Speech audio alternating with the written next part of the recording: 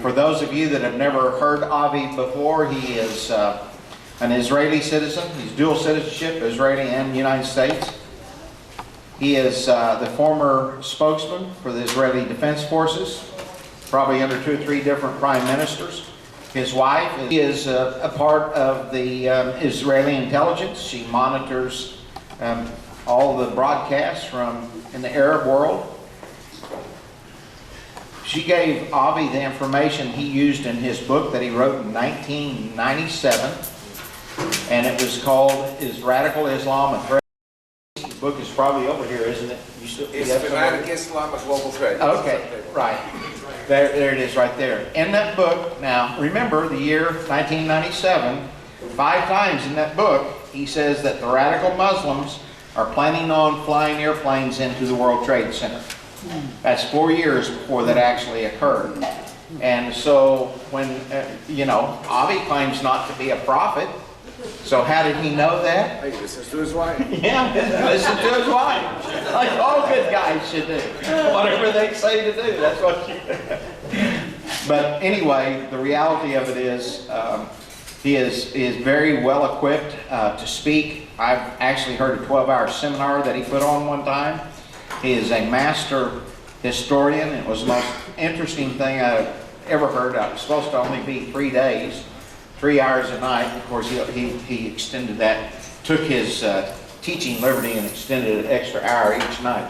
And that first night I went, I said, I don't have time for this, but I'm going. And it was so good, the hook was set. I came back the next night. I said, I don't have time for this. I could not resist the third night. So 3 nights of 4 hours each, and it was a fantastic seminar.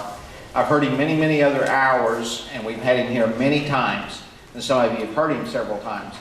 I wanted to do it a little bit different today, just a Q&A time. And so you can ask him any question, anything you want to know about the Middle East. He will have some information about it. Now, he has a Jewish friend here, an observant Jewish friend, and this friend told me that when the two of them get together, you're sure to have at least 3 opinions on everything. And okay, that's a good deal there. So, but anyway, the reality of it is, it's not just opinions in many cases. It's really based on very good, solid, hard information. So, at this point in time, I'm going to start with the first question, and I'm going to ask this. There are a lot of people in our society today that have been led to believe that the Palestinians have as much right, or maybe more right, to the land that's now called Israel than the Jews do. And I would like for you, Avi, to give us just a little bit of a history lesson from the end of World War I, leading up to maybe 1950, something to that nature. And I'd like in particular for you to tell us where the capital of Palestine was, what the flag looked like, the Palestinian flag, who was the leader of Palestine when the United Nations made Israel an official nation. Give us a little bit of history like that. We want to understand what the real justification for the existence of Palestine. If I get you set over here. Thank you. How many hours do I have? You got to do this one in 7 or 8 minutes. Bring my watch. I'll watch my watch. Okay, firstly, I'm going to go back to 1867. You've all heard of Mark Twain. Mark Twain visited the Holy Land. He wrote a book called Innocents Abroad. Does anyone know this book or have it? One hand? 2 hands? Innocents Abroad. And he said, I'll give you a few quotes from his book. He said that he walked for 2 days in the Holy Land and he didn't see one human being. The Holy Land was completely desolate. If you know the Bible, it says that the land will only blossom when the Jews come home. There was nobody there. There were very few people. They were in poor villages or cities, but the countryside was desolate. The Turks had cut down the trees for a number of reasons. They cut down the trees to make ties for the Turkish Railroad. If you remember Lawrence of Arabia, they had these railroads. Their locomotives were steam engines, so they needed wood for the steam engines. Also, the Turks had a law that if you had land and you had different types of trees, the fruit-bearing trees were not taxable. But if you just had trees, you know, like pine trees or oak trees, you had to pay a tax for every tree. So everybody chopped down their trees. So the rains would come, wash the topsoil, kind of like California, into the ravines.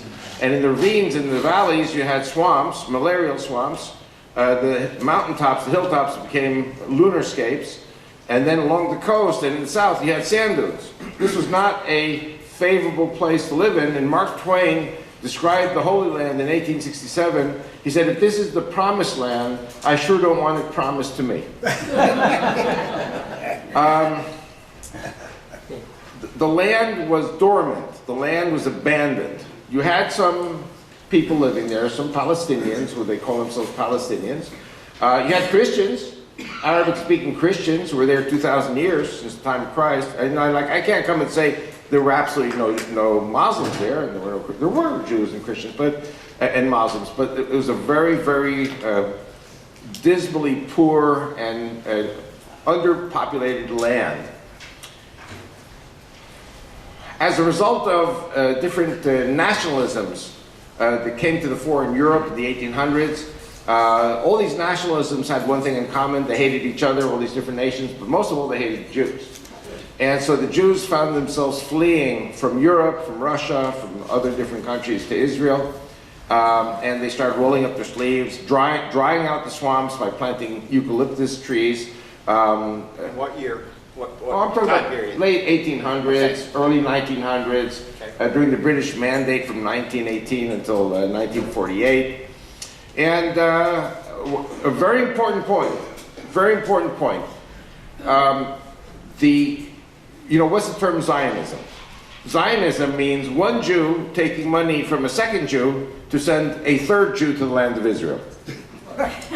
Okay, so Jews were now moving to Israel. They were paid for, and the money also that was raised in gold, there would be land purchasers, Jewish land purchasers, and they would find a piece of land, probably a swamp. And the Turkish authorities would say, well, the landowner is an absentee landowner. He lives in Damascus or in Beirut, which is a nicer place to live. And so, we would search out the landowners and say, we want to buy your swamps, your land, your desolate lands. And these absentee landowners would say, oh, sure, bring the money. And they filled out the contract. And the law in Turkey was, under the Ottoman Empire, that if you bought a swamp and you went to live there and you died, the land would revert to the original absentee landowner in Damascus or Beirut. So these absentee landowners were absolutely sure that the Jews would fail. They'd come to live in these harsh conditions, they would die, and so they got the gold, and then they got their land back. They had their cake and they ate it. The problem was, many Jews did die, but in the end, the swamps were drained, and they became gardens of Eden, and all of a sudden, after World War I, with the British there, the Arabs who were living there all of a sudden realized that the Jews were coming home legally, and they were here to stay. The Jews were not going to leave the land. That's when we saw the first major riots of so-called Palestinians against the Jews, 1920, 21, 26, 29, massacre in Hebron. Hebron is the city of the patriarchs, Abraham, Isaac, and Jacob, holy to the Jews and the Christians. And the British basically took the whole Jewish community out of Hebron and said, we can't defend you. And many people died, and the rest were just taken out. And Hebron in 1929 became Judenrein. Judenrein, German, it's a Nazi term, means free of Jews. And you have to understand something. Wherever the Palestinians take control, there will be no Jew. The Jews must leave. They talk about Israel being an apartheid state. That's ridiculous. Arabs have a full life alongside the Jews in Israel. The apartheid people are the Arab Palestinians, because whatever land they get, no Jew, not one Jew, will be allowed to live in their midst. These are Nazis. These are actually worse than Nazis because they also kill the Christians. And we're actually today witnesses to a Holocaust taking place against the Christians in the Middle East. We're looking at the deaths, at the ethnic cleansing of 15 million Christians in Egypt, Lebanon, Syria, and Iraq. The only place in the Middle East where Christianity is being blessed is the state of Israel. And I don't know how many of you remember, that I'm forming a Judeo-Christian political party to run for our government elections in Israel. God willing, I'm going back December 23rd, and this party will be registered by March, and then hopefully April, May, I'm going to come back for fundraising. So if there are any silent millionaires here, please come up to me afterwards and let me know how much of a check you can give me when I come back in April. This party will be registered, and then we're going to need money, millions of dollars, for radio, TV, newspapers, salaries, offices, vehicles, accountants, lawyers, insurance. Political party requires money. And if you want to see a Judeo-Christian party in our government, then you need to stand with me on this. Because I don't have the money. I have the vision, I don't have the money. Okay. So to conclude, there were always some Arabs in Israel. There were Arab Christians 2,000 years. They're still there. I'm working with them in the creation of my party. Until 1964, there was no talk of Palestine. Until 1964, people like Arafat were saying, you know, we're Muslims, we're Arabs. We're part of the great Arab nation. When you said Palestinian until 1964, you meant the Jews of the British Mandate who served in the British Army and fought the Nazis. And it's important to remember, the Muslims, by and large, fought on the German side in World War II. That's right.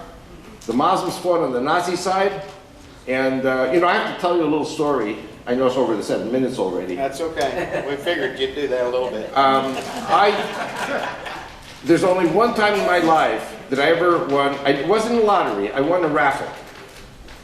I was in Israel in the supermarket, and after I'd finished my shopping, there was a box. You put your name and address, the telephone, and put it in the box. And I won a free airline ticket from Tel Aviv to Moscow, to Russia. And I was studying in seminary at the time, Jewish Theological Seminary, and they had the keys to an empty apartment in Moscow. So I had a free ticket, I had a free apartment, took a few kosher salamis with me, some peanut butter and jelly and matzah, and I camped out there in Moscow for a week. And I had some telephone calls to make. I called some people. One of them was a lady who had a radio show on Radio Moscow. Now, I studied Russian 5 years in college, and she invited me. She said, what do you do? I said, I'm Jewish. I speak in Christian churches about the threat of Islam to the Jews and the Christians. She said, can you come on our show? I said, sure. So for a 1 hour show in Russian, I had to translate all the questions and answers into Russian, and it took me 4 hours. I had to prepare 4 hours to do a 1 hour radio show, but I did the show in Russian. And to the people of Russia, I said, America is not your enemy anymore. The Cold War is over. America is not your enemy, Europe is not your enemy, and the Jews in Israel are not your enemy. If you remember communism, you know, it was a bad time, okay? Now Putin, of course, today seems to be going back to the czarist mentality that America and Russia are the greatest polarities against each other. But I said to them, the enemy of Russia for 1,000 years has been the Muslims. The Holy Russian Orthodox Church, I said it to them in their language, was founded in 995 AD as an answer to the Turkish and Islamic tribes coming in and raping and pillaging and kidnapping women. Nothing has changed all these years. You see it, Boko Haram in Nigeria, they were doing it to the Christians in Russia 1,000 years ago. And after the radio show, he said, you know, it's 1994, there is no longer the Soviet Union, it's now Russia, but we're still communists. And we believe in the solidarity of all the nations, and therefore we have to reject what you're saying because we believe in solidarity with the Muslims. I said, you're completely crazy, I said to him. I said, there can be no solidarity with your enemy of 1,000 years. And then he thought for a minute, he says, you know, he said, you're right. And let me tell you a story. In the Battle of Stalingrad, if you remember, the Nazi armies at the end of the battle were surrounded by the Red Army. And when they decided to surrender, you had 250,000 Nazi soldiers of Germany, Italy, Romania, Bulgaria, Spain, Italy. A lot of groups surrendered, There was one army unit of the Nazi armies refused to surrender. It was the Muslims of Palestine, the Muslims of Israel. And the Chechens and the Albanians, they had an SS Gestapo unit. They were the most fanatical, barbaric soldiers the Nazis had, worse than the Germans. And they said, we're not surrendering, we're going to charge with daggers in our teeth and our bayonets drawn. And they ran against the Red Army machine gunners. Red Army machine gunners finished them off. But the Muslims were never going to surrender. The Muslims have been bitter enemies of the Russian people for 1,000 years. Okay, so why am I telling you this? No, that's all good history. Let me Okay, so rephrase getting back to the Palestinians, basically, you know, Golda Meir, who was our prime minister, she said, I'm a Palestinian. I had a Palestinian passport. Our people served in the British Army. We were part of the British Mandate of Palestine. The Palestinians were always offended when you called them a Palestinian. They said, no, we're Arabs of the Arab nation. Okay, now the PLO, the Palestine Liberation Organization, was founded by Ahmed Shukeri in Cairo in 1964. 1964. He was eventually pushed aside by Yasser Arafat. It was Yasser Arafat in the 1960s who said, guess what? We're Palestinians. We're going to form a Palestinian state. So when you ask who's the leader and who founded it, you know, it was Ahmed Shukeri and Yasser Arafat in 1964.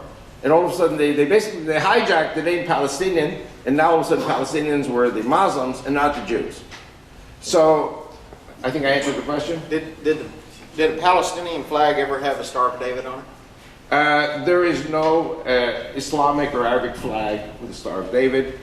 I will say one thing. If you look at the Arabic and Islamic flags, what do you see? The moon, the sun, and the stars.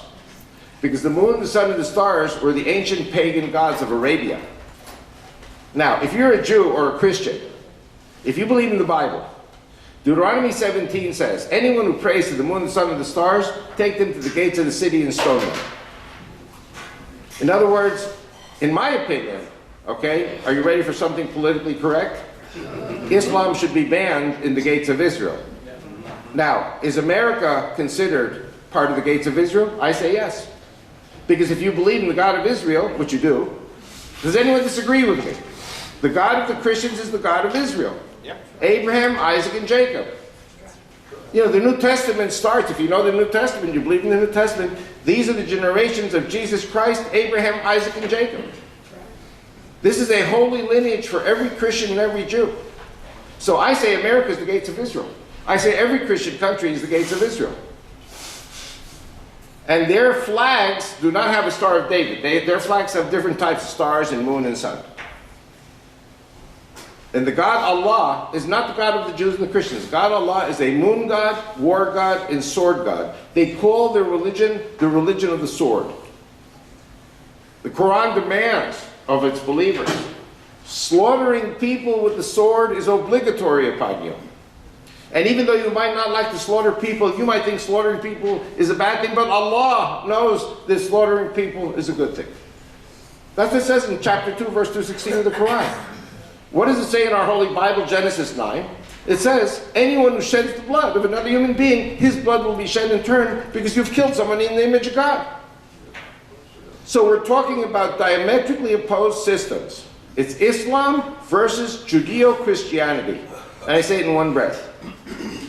It's Islam versus the Hindus. It's Islam versus the Buddhists. It's Islam versus the blacks in Africa. And it's Islam versus Islam because they slaughter each other in the name of Allah. Next question. Okay, someone else. Let me ask a shorter one here. There's a very interesting book out right now. It talks about blood moons and key things that have happened in Israel during blood moon times. Speak to that from a prophetic standpoint in your estimation. Well, firstly, John Hagee talks about it. I think the foremost preacher on the subject is Mark Biltz. Mark Biltz is in Puyallup, which is right near SeaTac in Washington State.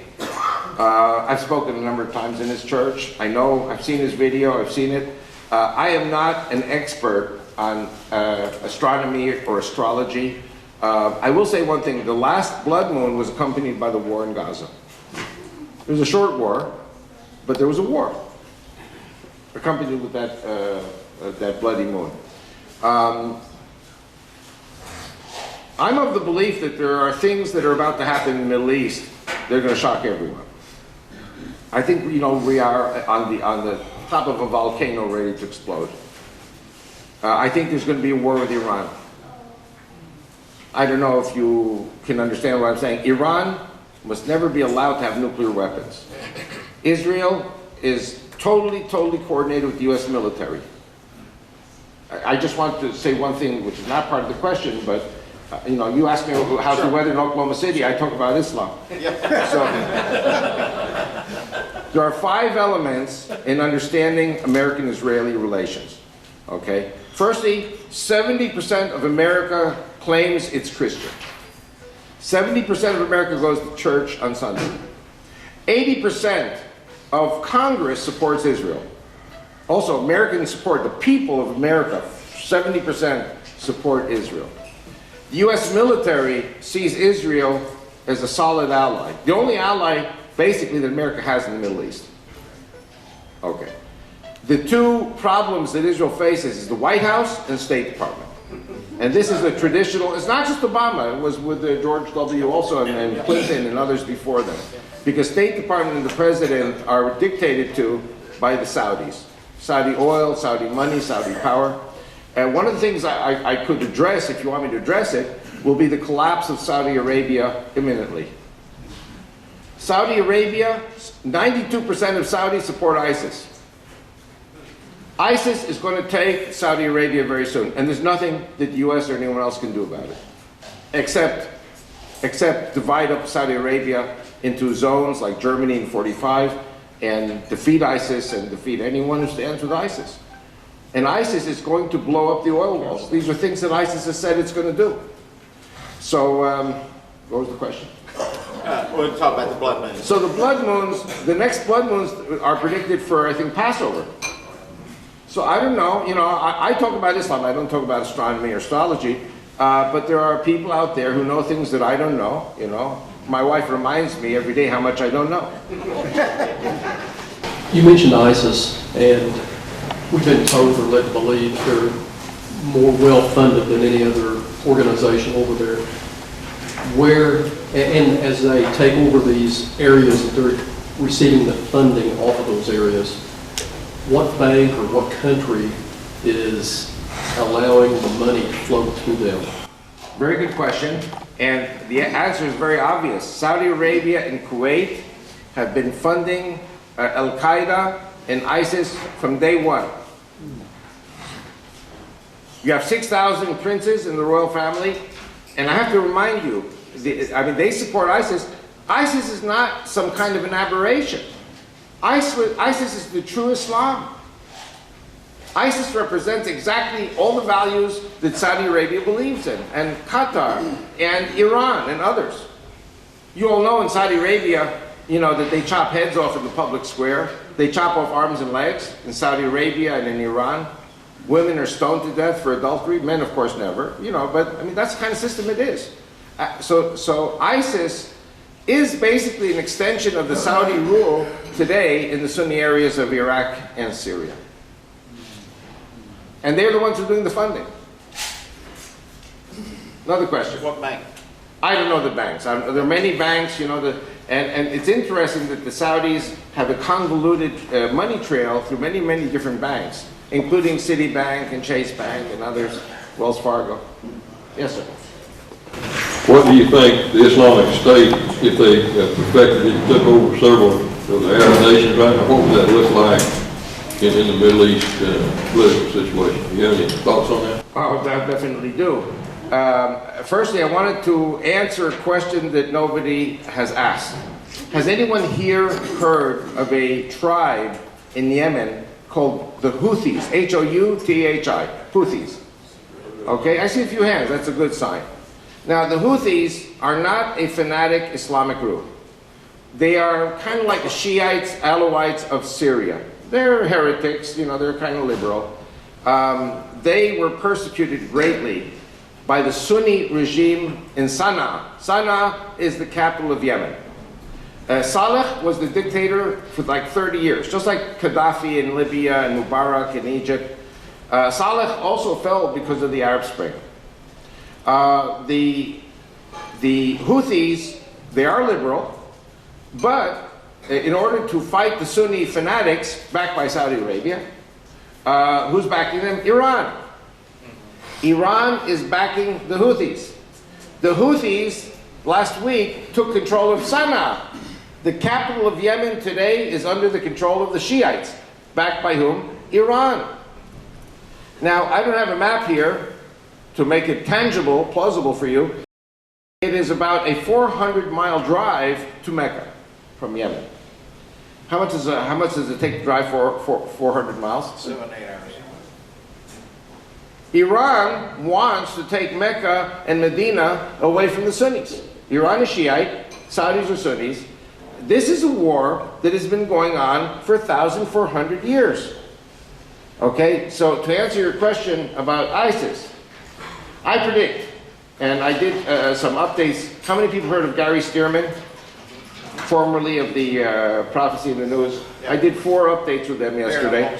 Here, yeah, I did 4 updates yesterday, and I was saying that Iran and the Houthis are going to invade from the south, invade Saudi Arabia from the south. Iran is going to invade from the east. Don't forget, the eastern portion of Saudi Arabia and the Gulf Emirates are 50-50 or even 70-30 Shiite countries. The Iranians will be welcome. Qatar is 50-50. They are allies with the Iranians. So the east and the south will be invasion from the Shiites, and the king of Saudi Arabia, I predict, is going to call on ISIS to come down from the south to help defend the holy places, Mecca and Medina. The only problem is ISIS is going to come down from the north, slaughter the king, slaughter the 6,000 princes, and then impose their own purist system of Islam in Arabia. And ISIS has also said it's going to blow up the Black Stone, the Kaaba in Mecca, because they say that's a pagan symbol that Muhammad had no right to co-opt into purist Islam. And I think also that Egypt, which is on the verge of bankruptcy, will be given a big amount of money from the Saudis if the Egyptians send their army from the west. Don't forget, Mecca is right across the pond from Egypt. So the Egyptian Sunnis will come in from the west, ISIS will come in from the north, those are the Sunni forces, and then the Shiites and the Iranians will come in from the south and the east. This is the perfect storm. We are about to witness, I believe, a perfect international Islamic war storm in Saudi Arabia. Imminent. And don't forget, the Saudis, 92% support ISIS. ISIS, these are the prodigal sons of Saudi Arabia. Next question, sir. Yes, I'd like to know how this might play into it. Yesterday was the OPEC meeting. The Saudi Minister of Oil refused to reduce the supply and thereby the world supply. Of course, that made President Yeltsin, Putin, quite upset. And I see that coming over here. Our gasoline prices are going down, and they're estimating it'll settle somewhere around $60 a barrel. The Saudis are still producing as much as ever. Does this play into the politics of the region? Okay, that's a very good question. I hope I have a good answer for it, because I have a lot of things to say about that. And you can agree or disagree with whatever you want that I'm saying. But first, I want to tell you guys a little something. I spend an inordinate amount of time in Odessa, Midland, Texas. And I got a lot of good Christian buddies there who are oil people. And I will never forget, you have to remember, I've been on the road 25 years. I'm based in Carrollton, Texas. But I've always been in Texas. Texas, Oklahoma is my primary stomping grounds. And I will never forget that now this is going to sound completely crazy, but it's going to make sense in a moment. Netanyahu was prime minister between 1996 and 1999. Bill Clinton was applying terrible, terrible pressures on Israel. I'll never forget it. I can tell you what the pressures were, but the point is that who came to the rescue? Queen Esther. Remember the Jewish holiday of Purim? Who was Queen Esther? Monica Lewinsky. When the Monica Lewinsky affair broke, Bill Clinton all of a sudden released the pressure on Israel, and he had other problems to be concerned about. And the first thing Bill Clinton did was travel to Saudi Arabia. And now listen carefully, because I have this etched in my memory. It costs, are you an oil man, sir? No, Okay, but how many people know but I know. that it costs, I'm not talking about fracking, I'm talking about 1998. How much then did it cost to produce a barrel of oil? Does anyone know? Depending on whether it was a pumping unit or a flowing unit, if it's a pumping unit, it was around $7 to $8 a barrel. If it's like Saudi Arabia, flowing down the rail, it's less than $1 a barrel. Okay, the people in Odessa, Midland said to me, and correct me because it's good that I know exactly, it seems like you're a professional, but I was told in Odessa, Midland, it costs $18 to get a barrel of oil out from under the ground. Or a strip of well. Okay, but you understand why I'm saying this. And it cost at that time, on the world market, $18 a barrel. So people in Texas basically were breaking even. President Clinton goes to Saudi Arabia, he's there 3 days, all of a sudden the price of oil drops to $8 a barrel. And a lot of oil people in Texas went bankrupt. Because it was, the Saudis were selling for less than half the price it cost to make it. Now, I remember, I've been driving around, you saw my van, at the door, the white van. I drive around the US, I've been traveling, at least, this is my last trip, by the way. 25 years, I'm an itinerant traveling preacher, driving around the country, and I remember, raise your hand if you remember this, 1999, January, I drove from New York to Florida. I filled up with gas in Savannah, Georgia on I-95 for 69 cents. How many people remember 69 cents a gallon? It was only 15 years ago. President Clinton became so popular because the gas was cheap. It was a winter, people were heating their homes. The energy prices were very low. This was the deal. The Saudis would lower the price of oil. Bill Clinton would become popular, more and more popular, so that he would not be impeached. When the Senate overturned the impeachment, the price of oil went overnight from $8 a barrel to $32 a barrel. How many people remember this? Okay, so there is indeed an element of manipulation here by the oil companies and by the world leaders. From 32, it went up to 50, to 70, to 90. It went over 100. Okay, from 1999 to 2007, and 8 years later, the world economy collapses. In other words, basically what I'm saying is that the oil companies behaved in an illegal manner by, coordinating between them the oil prices and ripping off the American people. The collapse of the economy was not George W. Bush's fault. The collapse of the economy was because all the oxygen had been sucked out by the high oil prices. So, if I'm correct today, tell me, sir, you seem to know, how much does fracking, a barrel of oil from fracking cost? I don't know about today's prices. Okay, but when we hear that a barrel is going to go down to $60 a barrel, it was $18 a barrel just 15 years ago. How much more today should a barrel of oil cost? Over $18. They're still going to be making money at $60 a barrel. So then the question is, how much have we, as citizens of the United States or the world, been ripped off by the oil companies? You follow what I'm saying? Okay, so when you ask me about Saudi Arabia not ready to, lower the amount that they're pumping, there is also another point here that has to be remembered. Russia today has nothing in its economy to offer other than oil. Maybe a little bit of minerals and gems and stuff like that. But the Russian economy is a prophylactic economy. It's not like the Chinese. Chinese depend on America being strong for their economy to be strong. The Russians, they've always been isolationists. The Russians, if the whole world drops dead, Russians don't care because they're going to continue with suffering the way the Russians have been suffering for the last 1,000 years. Yes, sir. I've heard the number that when the price of oil gets below $60 a barrel, Russia starts having difficulty in their economy. Russia is already having difficulty with its economy with the price the way it is right now. So, you know, like, I'm just saying, this may be part of the sanctions against Russia. There may be a deal here. It may be tomorrow morning Putin gets up and says, okay, I'm going to stop this thing with Ukraine, and then prices are going to jump right back to whatever the oil company monopolies wanted, the cartels. I think that during the time that the oil went down, Staying close. it got down in Oklahoma, we passed legislation, wasn't that true? When it hit $50 a barrel, we subsidized our local oil companies. So that was another part of that whole oil picture.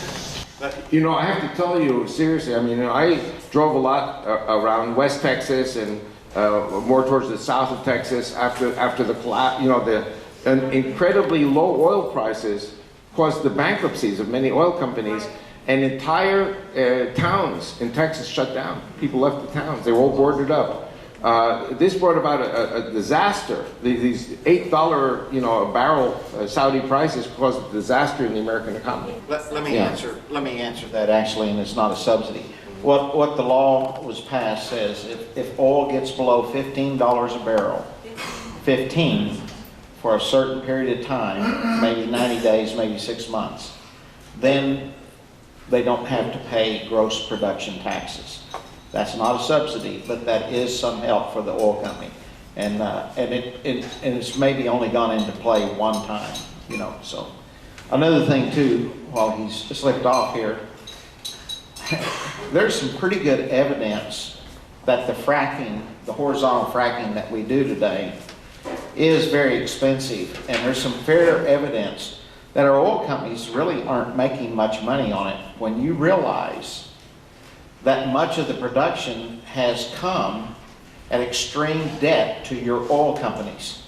In a sense, the oil companies, when it gets to where it is right now, there may not be much profit in it, and that's the reason so many of our oil companies carry such enormous debt. And then also you have natural gas production, and that's been down for some period of time, and you know, that's the natural outcome of being too successful. They've driven the prices down of natural gas. Again, if they're having to use horizontal fracking, there's just not much money in it. That's the reason they've cut back and curtailed on that a lot. Another thing I wanted to share, how many people know that the United States sells oil to Japan and even to China? In other words, the world is a global village. And, you know, all these countries march together economically. Forget about the religions or whatever.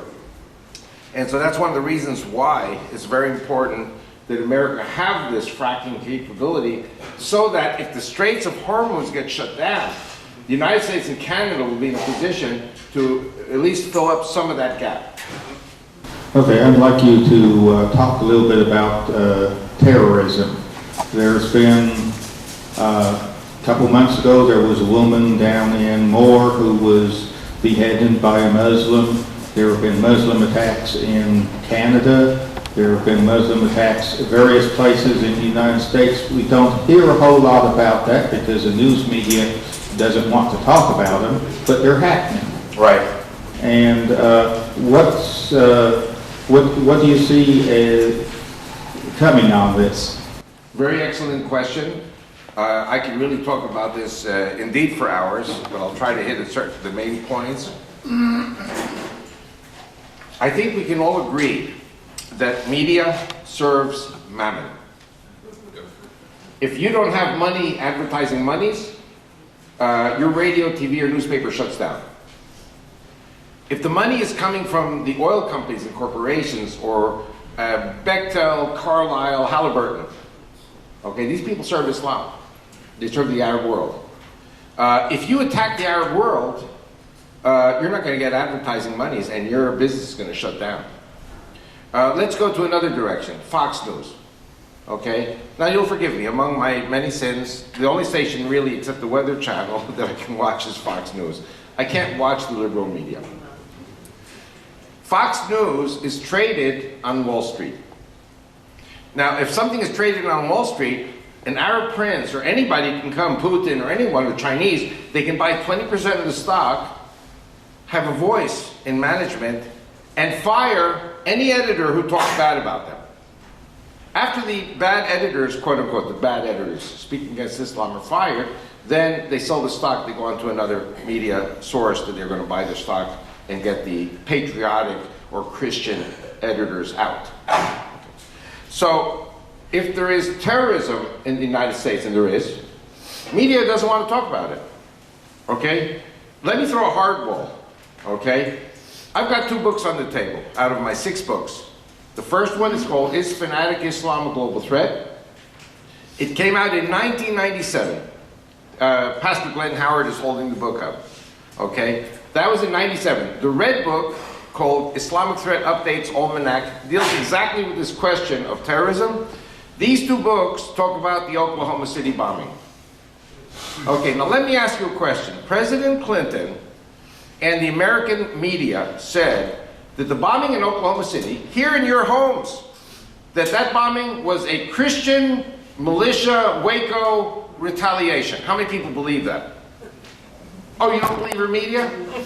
Okay. Now, I was in Oklahoma when this happened. I was in Tulsa. And I got a call from a Christian friend in Sapulpa. He said they need somebody. There's no one in Tulsa who can talk about terrorism. So they took me to CBS News. And they said, do you think that this bombing, this is like an hour after the bombing, 2 hours after the bombing. Do you think this was an Islamic bomb? And I said, I have no doubt that it's an Islamic bomb. I said, why? I said, well, you know, we're talking now, this is April 19th, 1995. Don't forget that in April 93, a truck bomb exploded under the World Trade Center in New York City. 2 truck bombs exploded in Buenos Aires, Argentina, blowing up the Israeli embassy and the Jewish Cultural Center. The Marine barracks was blown up in Beirut in 1983. The US Embassy was blown up in Beirut, I think also in 1983. An Israeli barracks was blown up, you know, in South Lebanon. Don't forget the Israelis were occupying South Lebanon at the time as part of the war there. Islam is the only game in town. They're the only ones who are doing these truck bombs. And I could see in the reflection of the glass screen, you know, the glass window, the director saying, get this guy off. I also said another thing. I said there is a PBS, this is a very important point, a PBS documentary made by Stephen Emerson, Jihad in America. How many people remember Jihad in America? Jihad in America was commissioned, it was authorized by PBS. Stephen Emerson is not a wacko. He's an anti-terrorism reporter. He made a fantastic DVD about Islamic terrorism in America leading up to the, you know, right after the bombing in New York City. And I said to the people on TV, you know, in Tulsa, I said, didn't you see Jihad in America? I was in churches. Like if I came to Oklahoma City or Tulsa, I say, you want to get Jihad in America? Call PBS. 1-800-344-3337. To this day, I remember the number. The next day, I'd be in the same church doing like a 3-night seminar, and people would come up to me and say, we called the number. PBS said they removed it from the shelves under pressure from Clinton and the Arabs. Because your media is controlled. The only media that will tell you the truth today is the Christian media, which depends on donations from Christian believers and not the open market. I'm talking about things from 20 years ago. I don't know if you know this, in New Jersey, over 6 Christians, Coptic Christians, were beheaded by Muslims in New Jersey. Did you know about that? No. That was like 2-3 years ago. In my red book from 10 years ago, Islamic Threat Updates, I tell a story. I was in Houston. And in the Jewish community, there was a story. There was a Jewish boy, and his best friend was a Saudi classmate. They were best friends until one day the Jewish boy was beheaded by the Saudi. Because Jewish people don't know that it is a commandment for Muslims to behead Jews on Saturday and Christians on Sunday. It's in my book. It was in Houston. All over the country, people are being beheaded. Muslims are beheading Muslims. Husbands are beheading wives. There's a lot of crazy stuff going on. The media won't talk about it. My CDs and my DVDs and my books talk about my travels along the Canadian border and the Mexican border and infiltration of sleeper cells. 19 Saudis shut down the US and Saudis hijacked those 4 planes. And forgive me, I know some people believe in the conspiracy theory that this was an inside job by the US government, you know, the World Trade Center in New York City. You know, don't let the Muslims off the hook. The Muslims were hijacking the planes and flying the planes, and my wife Rachel, you know, I wrote this in '97. My wife Rachel was saying to me, she would watch the TV in the 1990s, before 9/11, she would watch the TV of the Arabic countries. They showed the 2 World Trade Centers on fire with a plane in the background. I'm not a prophet, I listen to my wife. We live in the middle of this crazy world. You know, I always say, why am I such an expert on Islamic terrorism? I'm married to it. She's like a lightning rod. Every day she picks up information exactly how the Muslims plan to destroy Christian America. And I come to the churches, and most churches don't want to have me because it's an upsetting message. And I have news for you. The Jews, the Jewish synagogues, no one wants to have me. A lot of Christians say, we apologize, you know, our pastor won't have you because you're a Jew, you're not saved. I say, it's okay, I'm a Jew, rabbis won't have me, and I'm a Jew.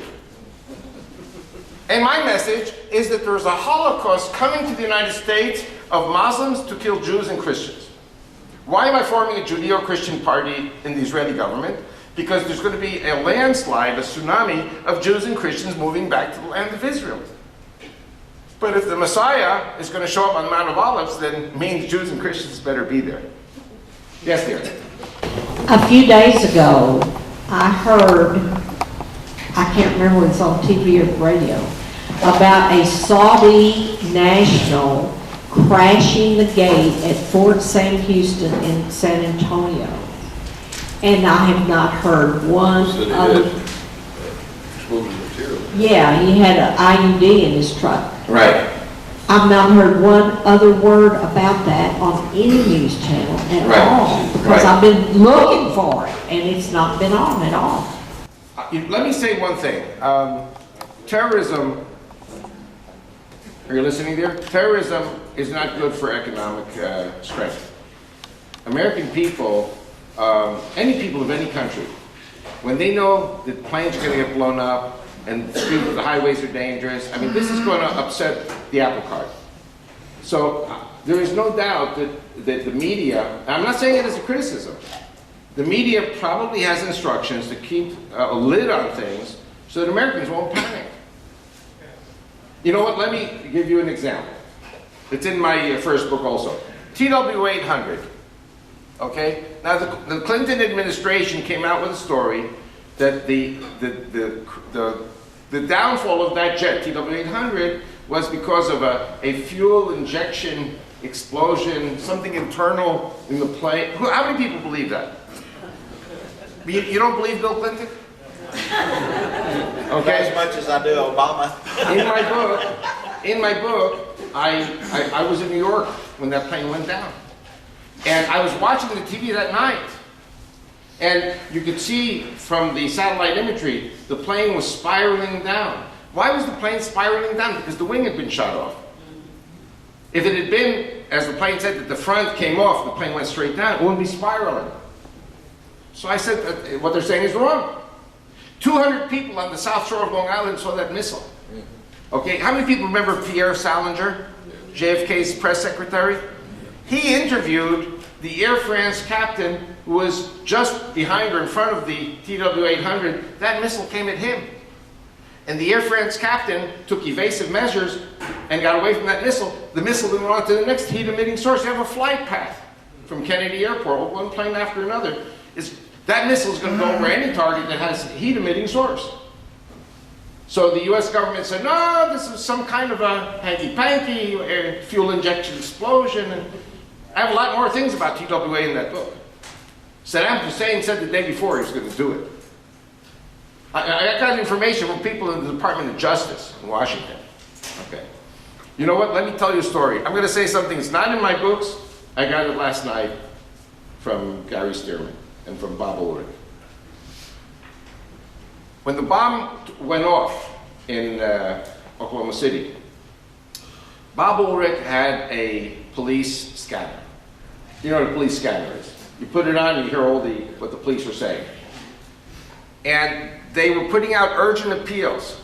There are 3 Muslims in one of the 3 vans that Timothy McVeigh rented. Timothy McVeigh was guilty of renting 3 vans. One blew up. He was in one van. The 3 Muslims were in the other van. Turns out they were Iraqi Army Republican guards. And the police was calling on people in Oklahoma City to help track down that van. I was in New York a week or 2 later, and it was on CNN. It's in my book, Public Service Announcement of the FBI looking for the vehicle and the 3 Middle Eastern men who escaped when McVeigh was in one van, the 3 were in another van. They were driving in a convoy. The police, Oklahoma Highway Patrol, stopped 2 vehicles. One of them got away with the 3 men. So your media covers up things because there's an agenda to cover up things. In my books, you know, I always say like this, I suffer for Christ in the winter in Florida and South Texas, or on the border with Mexico. In the summer, I suffer for Christ on the Canadian border, crisscrossing. And so I'm constantly picking up stories that are never going to be in the media. You know, you all know that between Mexico and the US, there are tunnels. You know, people buy a house on the American side, they buy a house on the Mexican side, and they dig a tunnel 1 mile, 2 miles long. Some tunnels trucks can go through. They can bring in nuclear weapons. They can bring anything into this country. So I was in Vancouver, British Columbia, Canada, just 3 months ago. I told them the story. Oh, they said that's nothing new. Have you ever driven along the Canadian-American border up in British Columbia? You have a farmhouse on one side of the border, no fence, a farmhouse on the other side of the border, and if you walk over from one house to the other house, you have to go to the border control and let them know that you're crossing the border because there's no border control there and there's no fence. So it turns out that the Muslims bought one house on one side of the border, and they bought a house on the other side of the border, and they dug a tunnel. How many tunnels do you think exist on the Canadian-American border? Do you know that there are 30 million Muslims in this country today, as opposed to 5 or 6 million Jews? This is not a Judeo-Christian country anymore. This is a Christian-Muslim country. And they're coming in the tens of millions into this country. And one of the things, I think I spoke about it last time I was here, that Obama has a plan to bring in 50 million Muslims to the U.S. Did I talk about this last time or not? You did. He's bringing them in. You have illegal jet charters flying in illegal Muslims into this country, and they don't go to the terminal. They go to the end of the runway. There are 2 buses there. The people get off the plane, each one's given $3,000 to get on the bus and take them to Minnesota. There's nobody accountable in Washington. There's nobody accountable in the government. And the media, of course, will never not touch this.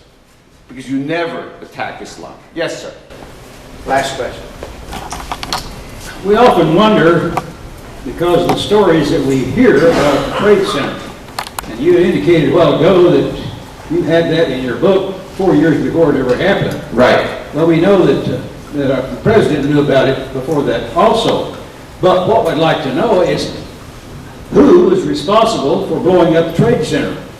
The airplanes did not bring down those towers because jet fuel will not burn steel. It was melted by some form of an explosion down in below. Then on top of that, that third building was not supposedly struck by an airplane. It came down all by itself. So who is responsible for bringing down the Trade Center? Okay. With all due respect, sir, and I respect you, I respect what you're saying. You're not the first to tell me this. I've heard this before. I've seen different videos about, you know, that no plane really hit, you know, the Pentagon and, you know, other things. Let me say one thing. I'm an expert on Islam. I can put my life on this table, say, you can take my life if you want. I'm going to talk about Islam. I have a 3-year jail sentence in Switzerland. I participated there in an anti-minaret campaign. Praise God, the Swiss people voted down the minarets. There are no minarets in Switzerland. I had a role in that. I got a 3-year jail sentence for it. When it comes to, I hate to use the word conspiracy theories. I'm not an expert in those things, so I can't talk about what I'm an expert. I will say one thing that I saw on a TV program, but again, you know, the media is engineered, so you don't know what's true and what's not true. But they said that the bolts that were in the 97th floor, all those floors, they have bolts holding the beams together, were faulty. And that even the medium heat could cause the thing to collapse. I don't know. I'm guessing. I don't know. I cannot say what you're saying is right or not right. But what I am saying is we do know that there were 19 Saudis on that plane, 19 Arabs on the 4 planes. So they hate us. My wife listens every day to what they're going to do, chop our heads off. So I come to the American people and I say, listen, Americans, listen Canadians, listen Swiss, whatever country I go to, these people want to take over your country. They'll do it by peaceful means, by money, and they'll do it by fascist military, violent means. So, America is the greatest country on earth because it is a Christian country. That's what I'm working for. Okay. Thank you very much, Avi. And again, speaking about the news not covering things. Okay, yeah, let me mention this one thing. I'll let you close it then, Glenn. As we learned last week here at the church, one of the church members here, who is also a part-time employee here, was befriending a Muslim man, inviting him to his home. The Muslim man began to speak of jihad and became very agitated. He was asked to leave. He left, came back a couple of days later with a knife, and ended up in a fist fight on the front porch. Unfortunately, the Christian man's mother was there and had a baseball bat and conked the guy with a baseball bat, and they prevailed, and the guy's in the news. The guy's in jail now. Other than Channel 4 reporting this one time that I know of, how many of you have seen that anywhere in the media? Here. Anywhere at all. And he did cut the guy here. There was a wound. He was able to wound him. But had his mother not been there and he prevailed, you could have seen another beheading right here in Oklahoma City. That's how close. And when John Bennett, Representative Bennett, has come out and taken the stand that he has, and he's the chairman of the anti-terrorism committee up there, he took a lot of flack, but he stood his ground, and that's why when we have our awards banquet in February of this year, he's going to get the award for Man of Courage of the Year or something of that nature. We'll come up with the right name for it. But he deserves it because he stood up against all the criticism for his suggesting that Christians need to really be careful, because we do have a lot of these lone wolf Muslim radical terrorists in America, and they're going to extract all the damage they can from us. So go ahead, Glenn, close it out. There's a lot of material over there. One DVD that everybody ought to have is one called The Shiite Sunni, the Two Houses of Islam. Unless you understand Sunni Shia split, you don't understand a lot of what's going on. I highly recommend this. But one comment in line with what you were just saying, Charlie. I was very disturbed this week being with Avi. We went into a church. As you know, I spent 20 years in missions. I love churches that support missions. Many churches have flags all the way around the church from all the nations in the world, trying to recognize our concern for missions. What I discovered this week, has anybody ever looked at the flag of Saudi Arabia? The flag of Saudi Arabia is green and it has a statement written across it in Arabic. There is no God but Allah and Muhammad is his prophet. It is the only flag that does this. But if your church has a Saudi Arabian flag hanging in it, your church is declaring, and words have meaning, your church is declaring there is no God but Allah. Jesus Christ, God of Abraham, Isaac, and Jacob, is not God, for there is no God but Allah, and Muhammad is his prophet, and we are declaring that in our churches. So if you can influence your pastor or your church, that flag needs to be removed. If you want to write the word Saudi Arabia and hang it up there and say, pray for Saudi Arabia, that's fine. But that statement should not be hanging in Christian churches. Amen. Yeah, we have plenty of problems in churches today. As I reported in an email recently, the priest of the Episcopal Church in Guthrie for 4 weeks had programs on Islam. And the culmination of that, the fourth and final program, he invited Adam Saltini, who is the representative of CARE, right here in Oklahoma City to speak in his church and just extol the virtues of how fortunate they were to have such a wonderful man as Adam Soltini come and talk about the religion of peace. I wanted to ask one more quick question, if I could, Avi. Sure. Supposedly, one of our partners, our coalition partners in our current bombing efforts on ISIS is the United Arab Emirates. And last week, the United Arab Emirates declared that CARE, as well as the American Islamic Society, are linked to the Muslim Brotherhood and are terrorist organizations. What's your perspective on that? Okay, you all remember the Arab Spring in Egypt. Now, Egypt had a dictator. His name was Mubarak. Mubarak was an ally of Israel, an ally of America. Not a good ally, but he was stable. He was riding that horse called Egypt, and he was brought down by the Arab Spring. The Arab Spring then had elections. Who won? The Muslim Brotherhood. CARE is Muslim Brotherhood. The Muslim Brotherhood nearly destroyed Egypt.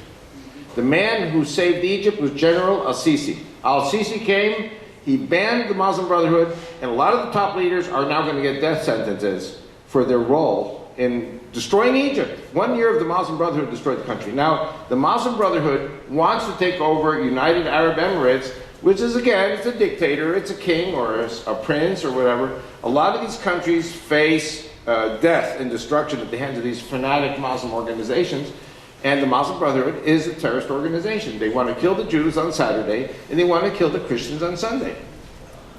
And just remember, when the Christians of Egypt, God forbid, are destroyed, the economy of Egypt is destroyed because the Christians run the economy of Egypt. Destroy the Christians, you destroy the economy. Destroy the economy, 80 million Muslims are going to starve.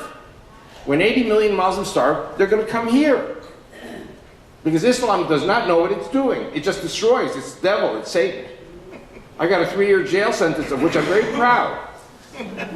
That's Rodney Dangerfield. Now I get some respect. Thank you very much. And I think Satan has come to kill, to steal, and destroy. That might just define radical Islam. Folks, thank you so much for being here. One last thing. You should all know that the Muslims, with great pride, call their God Allah the greatest of all the liars and deceivers. If you're a Christian, who's the greatest of all the liars and deceivers? In the Middle East, it is a virtue to lie. That's right. For Jews and Christians, it is a commandment to tell the truth. That's right. Big differences. Thank you so much for coming.